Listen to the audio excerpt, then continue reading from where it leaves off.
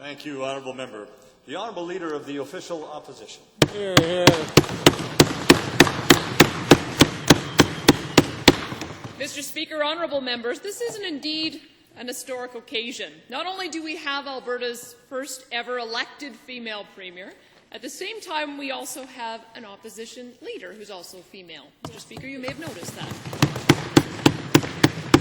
This obviously is a first for Alberta, a very proud first, if I do say so myself, and it's only the second time in Canada's 145-year history that women have represented both the government and the official opposition in a provincial legislature.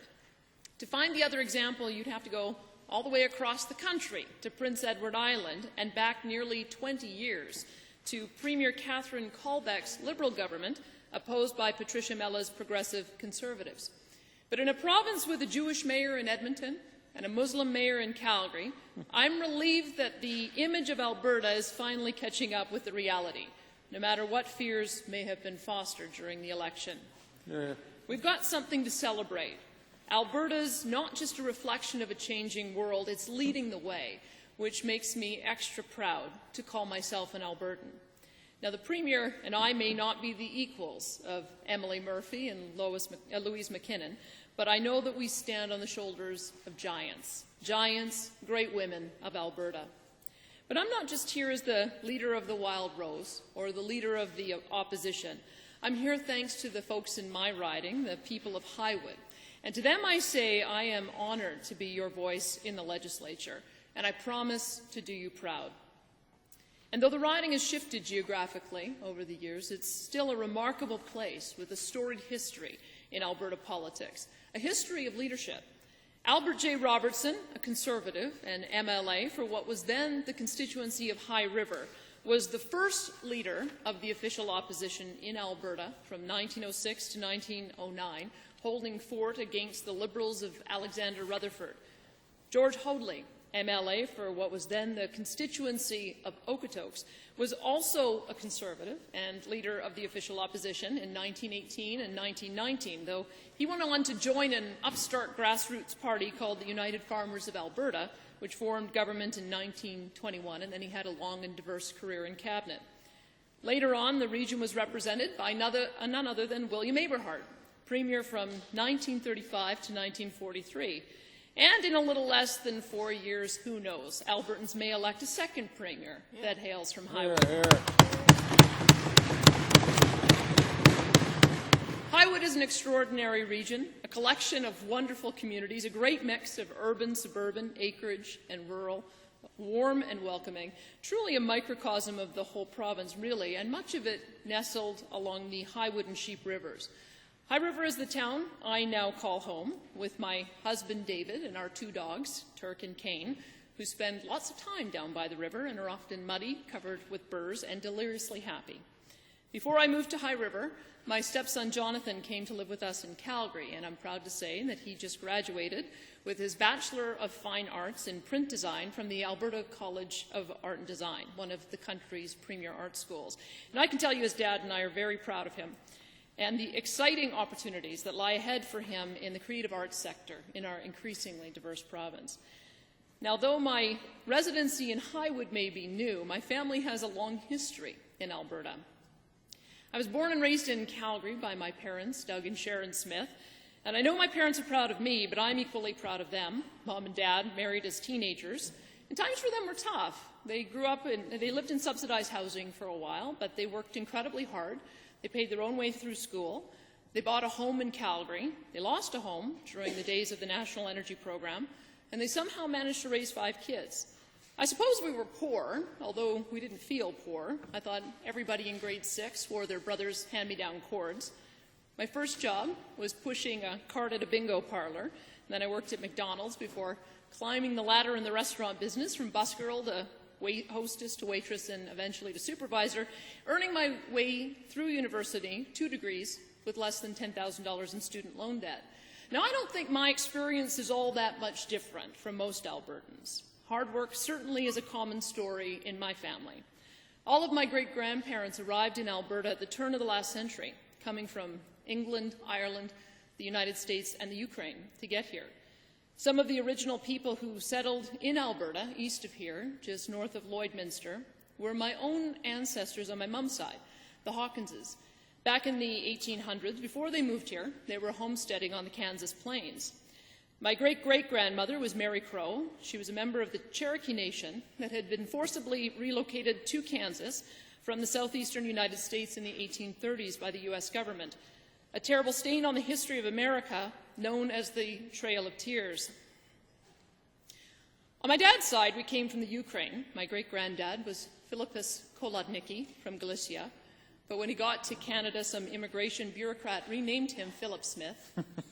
Guess it was easier to spell. But that's how I became a Smith. But the Hawkinses started farming, and Philip Smith, he worked as a CPR switchman. It's good for us to remember those early people and those early times, because it's those people in those times that stamp the Alberta character. And it's good sometimes for us to consider why it is they came here at such great sacrifice and risk. Was it for an easy life? Was it so someone else would take care of them? No, obviously not. They wanted to build a new society where they could take responsibility for themselves and build their own communities in their own ways. People like Philippus Kolodnicki wanted to be free from the stifling authoritarianism and extreme poverty of Eastern Europe. People like Jim Hawkins from the plains of bloody Kansas, he wanted to find a place that was unstained by the tragedies of human history, where he could find peace and prosperity. But they all came for what was once called the last best West, and they were determined to make the best of it. And it seems clear to me that this is why people always come to Alberta, and why they keep on coming, to get ahead, to make a positive difference, to build anew, to contribute, to earn their own way, and to help others do the same. But somewhere, somehow, and it's been slowly over time, I think the present government has lost sight of this. I think instead of helping Albertans get ahead as Albertans, their focus is now just on getting into government and staying in government. But this is why there's a wild rose. And this is why I stand here today as leader of the official opposition with a caucus of 17 MLAs to start the process of giving Alberta back to Albertans. My own journey into politics began in public policy research as an intern at the Fraser Institute. My first job at a university, I co-authored my first major paper on environmental policy called Environmental Indicators for Canada and the United States. I co-authored my second major paper on environmental policy on endangered species when I was at the helm of the Canadian Property Rights Research Institute. My third co-authored paper on the environment, eco-prosperity, was while I was at the Canadian Federation of Independent Business as their Alberta director. And in between, I was elected to the Calgary Board of Education as a trustee, had a career in print and broadcast journalism, and wrote thousands of articles on virtually every issue you can imagine as an editorial writer and columnist for the Calgary Herald. But property rights and their vital role in preserving both our environment and our economic freedom were themes I returned to again and again. And it's the main reason I'm now in politics. My great ambition is for Alberta to lead the way in passing a constitutional amendment to entrench property rights in the Canadian Charter of Rights and Freedoms. When I am done my career in politics, it is my hope that Section 7 of the Charter will state that everyone has the right to life, liberty, security of the person, and the right to own and enjoy property, and the right not to be deprived thereof, except in accordance with the principles of fundamental justice, and nor shall private property be taken for public use without full, fair, and timely compensation. My constituents will discover, if they haven't already, that I talk a lot about freedom. Section 2 of the Canadian Charter of Rights and Freedoms enumerates the fundamental freedoms that are guaranteed in this country and in this province. The first fundamental freedom, enumerated in the Charter, is the freedom of conscience and religion. I would note that this freedom was deemed so important by Pierre Elliott Trudeau and the Charter's other drafters that it's right there at the top. The second fundamental freedom is the freedom of thought, belief, opinion, and expression, including freedom of the press and other media of communication. Third is freedom of peaceful assembly, and fourth is freedom of association. We've begun to see dangerous warning signs in Alberta that our fundamental freedoms are at risk. Because if municipal leaders and school board officials can't speak out against the government out of fear that they might lose grants, where's the free speech? If parents can't teach their kids the tenets of their faith without fear of being hauled before a Human Rights Commission, where's the freedom of religion?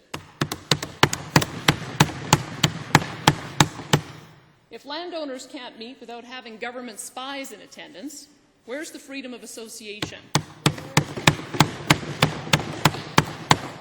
And if the government can retaliate against a popular artistic performance group by denying them the use of a government-owned facility, where is the freedom of assembly? The great challenge of our time is for us to re-embrace our fundamental freedoms. They were not granted to us by government, and they cannot be taken away from us by government. This is my mission in public life, and this is why I felt called to public service. For me, that job begins now. I'd like to thank the Honourable Lieutenant Governor for his delivery of the speech from the throne. He's, of course, had to do double duty this year, as this was his second speech over the space of a few short months. And I will have more to say on this, but first I'd like to say a few more words about the constituency that I represent, my new home in Highwood, and the reasons why I chose to make it my home. As I said before, Highwood is an extraordinary region, a great mixture of communities and industries, and it is this diversity that convinced me to make this place the place that I wanted to represent. The constituency of Highwood has changed greatly since the previous election in 2008. A few communities have been redistricted to other constituencies, including Eden Valley Reserve. But as Aboriginal relations critic, I want to assure the residents of Eden Valley that I will be a strong representative for them, and every other First Nations, Métis, and Aboriginal Albertan. The arbitrary cancellation of the First Nations refinery project and the lack of consultation on a host of issues has severely damaged this government's relationship with our First Peoples. It was a surprise to me that the throne speech never made reference to how the government will help to alleviate poverty in Aboriginal communities and ensure that they have full access to all of the economic opportunities that should be available to them as Albertans. I look forward to building this relationship and advocating on their behalf. Highwood constituency has also changed owing to the booming growth of the town of Okotoks, a town that has doubled in size in the last 10 years. It faces the attendant challenges of managing growth pressures. Residents will be pleased to see the opening of the new South Calgary Hospital, an easy distance for many commuters who make their living in neighbouring Calgary. The town this year faces a major decision on its growth, having bumped up against the limits of the Sheep River. This decision is expected to be made in the fall, and I look forward to assisting Okotoks Council moving forward on it, whatever their decision may be. High River and the MD of Foothills are working jointly on mapping the aquifer, which may help with a regional water solution. In any case, both of these municipalities as well face issues of managing growth. High River has annexed enough land to grow to double its size in the coming years, and the MD is just finishing its growth planning study this year. I support the MD of Foothills in maintaining local autonomy to best serve its residents. I hope that as MLA I may play a role in assisting the Calgary Regional Partnership in making the Calgary Metropolitan Plan attractive enough for the MD to be a part of it, but voluntarily. There is more work to do here. Highwood is growing so fast it can barely keep up, and like every municipality, the municipalities within Highwood desperately need a new funding model, one that respects them as another order of government and gives them the resources they need to address their own priorities. The highway needs upgrading, we have overcrowded schools, insufficient long-term care, water challenges, and much-needed flood mitigation is required. Which brings me to George Greneveld, the previous honourable member for Highwood. Mr. Greneveld was a great advocate for the region. He worked tirelessly to do what was best for the region, including to protect us from flooding. But his 2005 flood report has never been released. For the people of my constituency, this is significant. The annual anxiety over late spring floods is always overwhelming, and on Mr. Greneveld's behalf, I would like to ask this government to let us see his report. If some of the points are out of date, we understand, but we need to judge for ourselves. We need transparency. I also want to issue a challenge to this Premier and her government, a challenge to think big. A commuter train system, not just connecting the residents of my constituency to Calgary, but also connecting those in similar-sized communities to Edmonton, and eventually to connect major centres with each other. Vancouver has the West Coast line using existing heavy rail lines. Ontario has the GO train system. How impossible can it be to connect High River to Okotoks, to downtown Calgary, to the airport, to Airdrie and beyond using the existing CP rail line? We don't have to reinvent the steel wheel. I urge our transportation minister to go and take a look at existing services in other parts of Canada. And I am more than willing to work on starting a heavy rail pilot project to connect High River, Okotoks, and Calgary if he so desires. Highwood is farming and ranching and forestry and oil and gas all around, but I will talk more about that in a minute. But it is also a burgeoning enclave for arts and culture, like so much of Alberta. Visual artists like Brian Shute, Bob and Connie Pike, as well as Arlene Western Evans and Stephen Evans, to name just a few. The Museum of the Highwood, which recently opened after the terrible fire, and some of our favorite movies were shot here in the area, Silver Streak, Superman, and TV shows like Heartland. However, our film industry is hurting terribly. We need to fix the tax and funding structure now. One of the world's greatest movie horse wranglers, John Scott, he runs his operation and makes his home in southern Alberta, and we want to keep him here. Yes, Highwood is a wonderful area.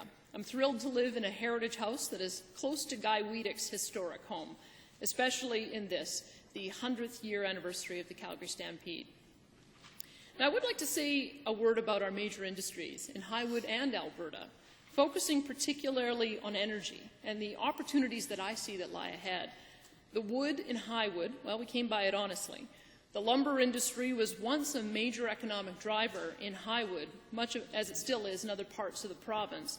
But just like a lot of Alberta, the industry, the lumber industries has grown and changed, and almost all the products are finished right here in Alberta. This is now a high-tech industry, even cutting lumber.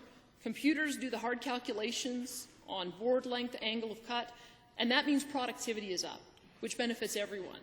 Take a primary industry like forestry, mix in technological expertise, and presto, more efficient, more productive, value added. This, you would think, takes a lot of energy. And of course it does, but this industry increasingly is turning to providing its own energy, converting pulp waste to power. The Canfor plant in Grand Prairie generates 23 megawatts of power, more than it can use, so it sells some of it back into the grid. With similar projects planned in High Level and Whitecourt. Now that is Alberta innovation. Every viable source of energy needs to be developed so that Alberta is not just a leader in oil and gas, but a leader in energy generation, period. Highwood also sits square in ranching and farming country. The cattle industry is breathing a sigh of relief as prices seem to be recovering. In my riding, Cargill provides work to Albertans and to foreign workers from Mexico and the Philippines. A diverse population, Highwood really is an authentic slice of Alberta. But there are storm clouds on the horizon. Over-regulation in the slaughterhouse industry is strangling the smaller plants, just as we need more capacity, not less. And addressing the issue of over-regulation will be a priority for me. And as for farming, some Albertans may still have the image of the dusty, determined farmer working the field with a plow. But last year I climbed into the air-conditioned cab of a brand-new combine. The level of precision from the GPS technology, the cab's a virtual office. A farmer can monitor markets and conduct business all around our wireless world and never stop combining. And we're not just corn and canola anymore. Schools like Lethbridge and Olds College teach cutting-edge plant science, irrigation and water management strategies, and universities are working on the emerging technologies of converting agricultural products to plastics, pharmaceuticals, biofuels, and more. Like forestry, agriculture is a high-tech industry and a growing player in a diversified energy market. And of course, the Highwood riding used to include Turner Valley, the place our energy industry began. Alberta's an energy superpower thanks to that, plus a century of technological wizardry, trial and error, and just plain hard work. And if natural gas prices today are low, we need to look at that glass as half full, not a setback, but an opportunity to convert as much of our energy use to this cleaner burning fuel as we can. Natural gas is up to 40% cleaner than other hydrocarbon fuels, meaning we can grow our economy while seriously reducing toxic emissions and greenhouse gases. Remember, we didn't stop using whale oil because we ran out of whales. We didn't stop using wood stoves because we ran out of trees, or coal furnaces because we ran out of coal. We simply switched to something cleaner and cheaper and more convenient. And tomorrow, All hydrocarbons will seem as old as whale oil, but today we're doing it better and better. The oil sands reserves are staggering. Our goal must be to continue to reduce our ecological footprint until the world wonders what all that environmental fuss was all about. And the new technologies are equally astounding. As steam-assisted gravity drainage gets more and more efficient, industry is experimenting with thermal-assisted gravity drainage, meaning no open pits, no fresh water, no tailing ponds, no leakage into drinking water, lower emissions, and, of course, no dead ducks. The early results are promising, a miracle of engineering that the world will one day come to celebrate. Because no matter your level of concern, no matter how green you want to be, we all still drive, we fly, we love our iPads or our Blackberries, everything. Everything and everyone relies on petrochemicals in every facet of every life, every single day. Our bigger threat is over here, we're producing all this energy, and cleaner than ever before, because over there, various groups fight a proxy battle against Alberta's oil sands. And it makes no sense. Pipelines have been crisscrossing this continent for years and years and years with almost negligible negative impacts. When did pipelines become the enemy? Compared to trucking or rail or tankers from the Middle East, pipelines have always been considered one of the safest, cleanest means of transport. And today's fully monitored, state-of-the-art lines bring that risk closer to zero than ever before. And of the countries that produce that Mideast oil, well, many are regimes that no one should ever have to deal with. Yes, with pipelines, of course we should proceed with care. But letting single-minded groups shut our oil in through a proxy environmental battle based on emotion, not based on fact, is an attack on our prosperity, our future, and on each of us. And we need leadership. The Canadian Energy Research Institute calculates that over the next 20 years, the rest of Canada will see $100 billion in GDP growth, 1.6 million person-years of new employment, and $17 billion in new tax revenues, all of that outside of Alberta, but only if we can get the oil to market. I hope the honourable member from Edmonton Highlands, Norwood, plans to share this information with the leader of the federal official opposition when he visits Alberta this week. As I continue to monitor the ongoing debate about what we do in Alberta, what is clear is that a war is being waged on our product, and it is in the interest of every Albertan to do everything we can to protect it.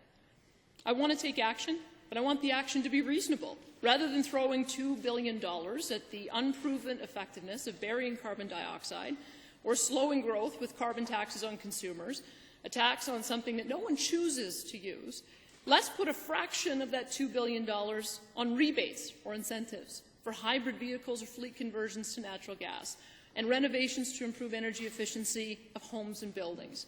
It will do so much more to reduce our environmental footprint, and it won't penalize anybody.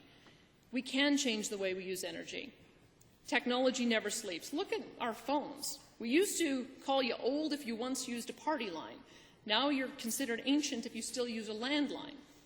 From wind to solar, to biomass, to geothermal, to localized natural gas, the way we can generate heat and electricity changes every single day. But this government is still bent on building $16 billion worth of transmission lines we may never need to access a market that may never exist. Transmission lines consumers have to pay for and landowners have to live with, whether they like it or not.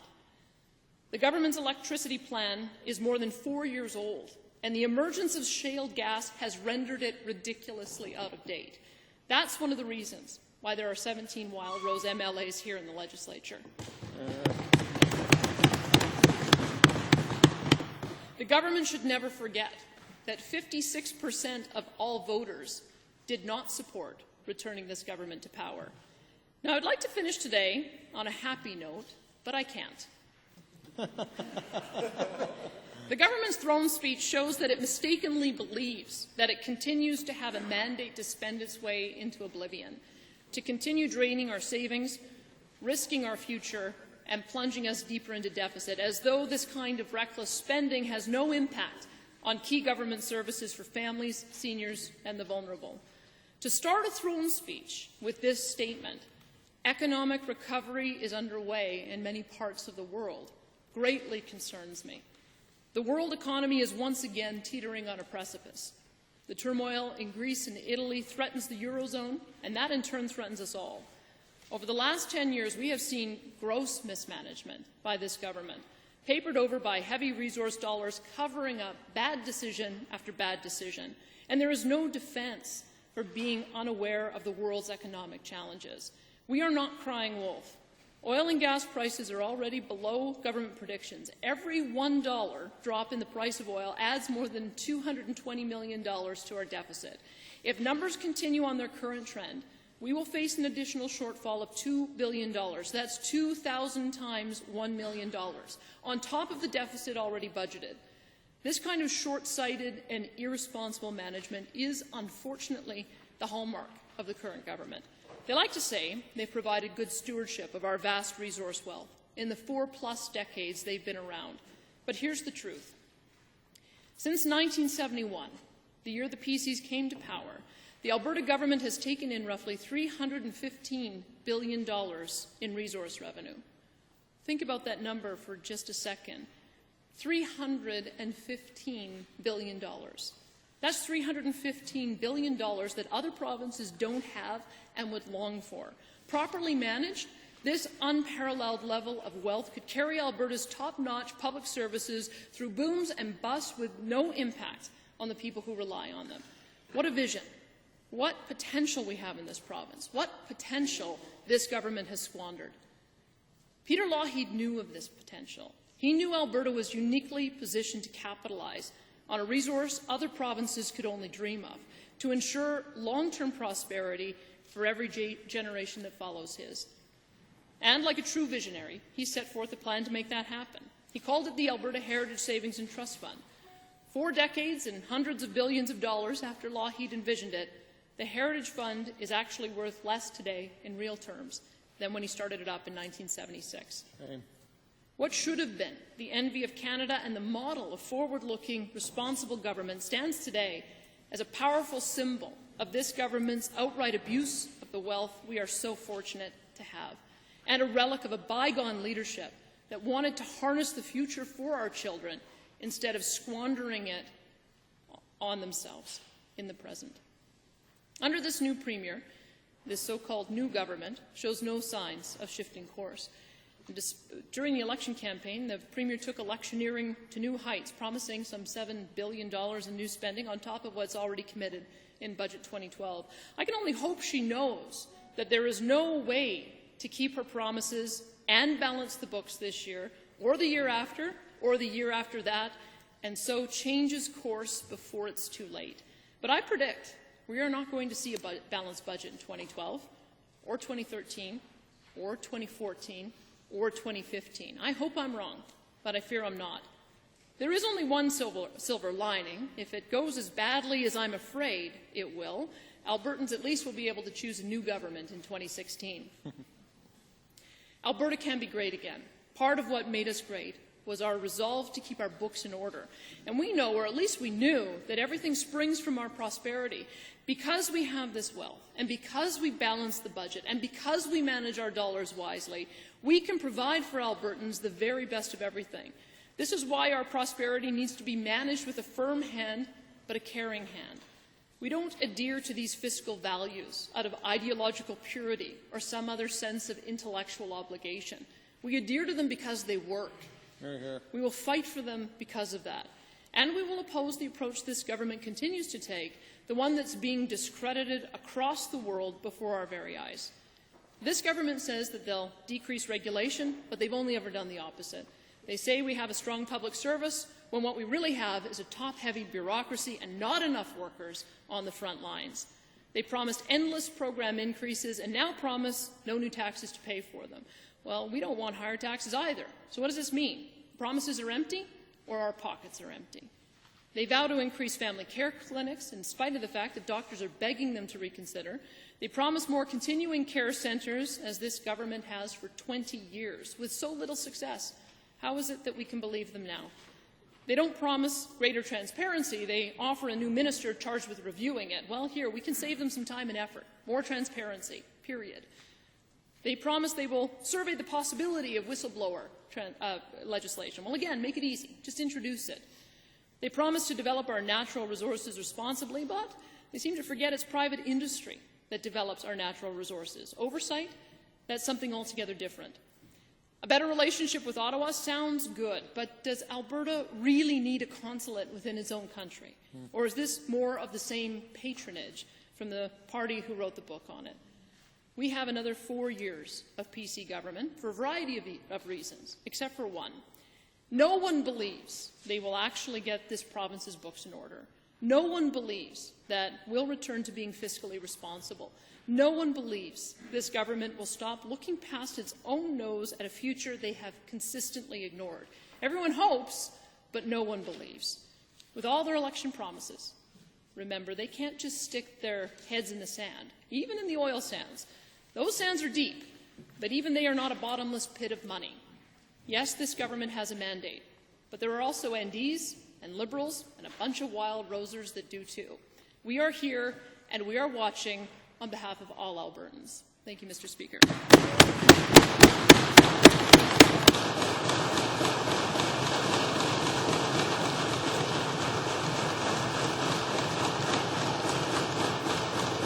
Thank you.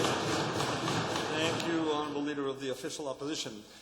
Honourable members, Section 29(2)A is now available, and just to remind some and perhaps introduce the concept to others, it means that there's 5 minutes allocated now, during which time you can ask the previous speaker a question, or you may make a comment on the previous speaker's issues that she relayed to this Assembly. Either way, there's 5 minutes available, and the honourable member from Calgary, Mackay Nose Hill. Thank you. Thank you, Mr. Speaker. I do have a question for the honourable leader of the official opposition that relates to her comments regarding the fact that there were tens of billions of dollars squandered over many, many years. Instead of being saved, they were spent on various expenditures. But would the honourable leader not concede that the reason that we have very low taxes, the lowest overall taxes in the country, is one reason why the fact that we have not squandered that money, but we kept the taxes low to pay for very, very high quality of social services, high quality of health care, high quality of education, and many of the other programs. Are there specific areas which the honourable leader would suggest that we shouldn't have spent money on, or we should have increased taxes? The honourable opposition House Leader.